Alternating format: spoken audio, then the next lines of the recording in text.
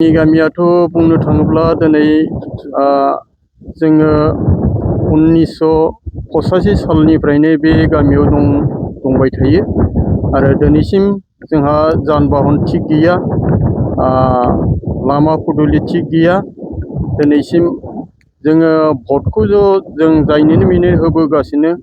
AGP सरखारनोबो होबोबाय। AGP सरखारा माखासे जोङो बे लामाखौ खोनानै होदोंमोन प्रधान बरुवाया।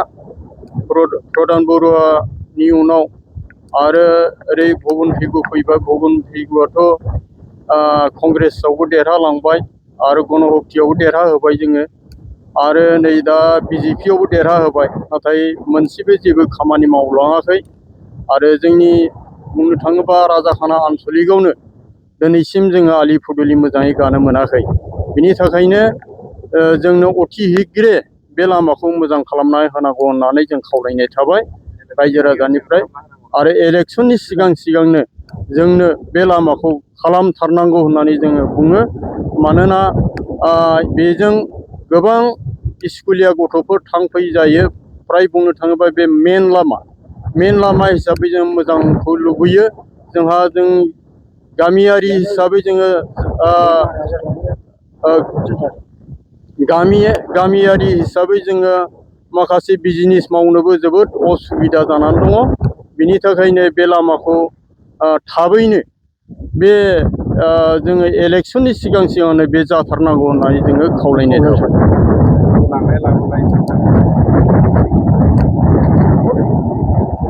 निस्सय बहुद डिस्टार्ब।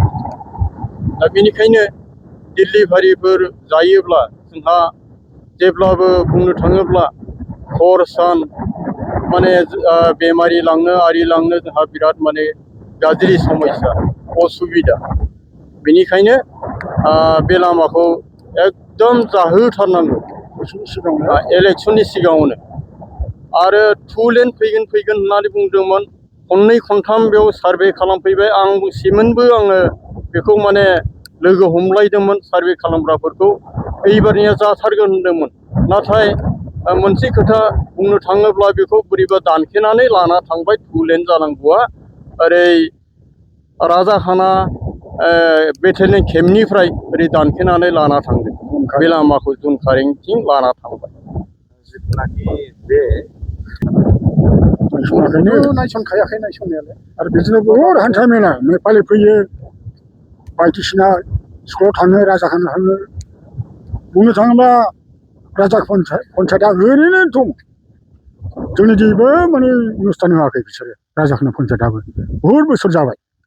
बेखायनो जों रायजोनिफ्राय जोङो डिमान्ड खालामनाय थाबाय बे एकदम जाथारनांगौ। पका खरन नङाब्लाबो स्रेन गेबेलखौ एकदम माने खालामनानै मोजाङै होथारनांगौ होननानै जों खावलायनाय थाबाय। बियो जेने थेनेसो जों एकदम दैबानाजों लांबायमोन। बेखौ बुंनो थाङोबा आंनो एकदम गासैखौबो आफादगिरि सेक्रेटारि गासैखौबो खावलायनानै आं बेखौ माने खेबथानानै जेने थेने दा दंबाय थायो आरो बे कालभाराथ' बायबाय गैला जालिया। नङाबा दैज्लां गेजेरावनो बे कालभारा माने गोजावना थांसिगौमोन आरो। दा बेनिखायनो बे कालभारखौबो लोगोसे लामाजों लोगोसे खालामफाथारनांगौ होननानै जोंनिफ्राय खावलायनाय थाबाय।